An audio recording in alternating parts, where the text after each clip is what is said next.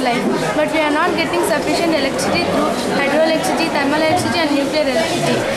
To produce electricity from hydroelectricity, there is no sufficient water in dams. To produce electricity from thermal electricity, there is no coal.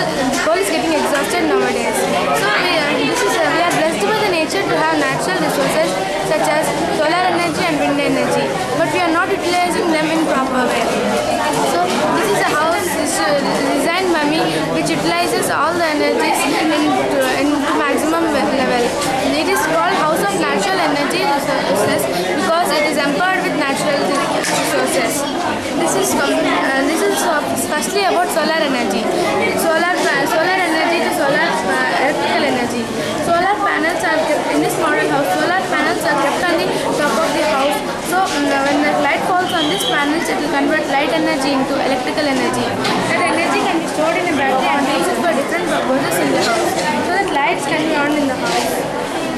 This is a solar water heater, and this is kept in sunlight. It will get heated, and the hot water can be used for different purposes. So due to this, LPG and power can be saved. And this is a solar heater.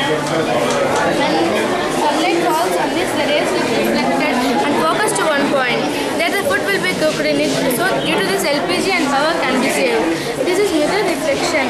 In some apartments, sunlight will not enter into the house in daytime. So we can see mirrors in different places and heights. So when the sunlight falls on this, that gets reflected and enters into the house.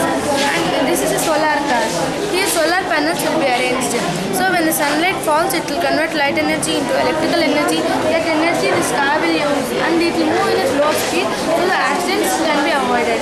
And this is a windmill. When the wind blows, it will convert light energy, mechanical energy of wind into electrical energy.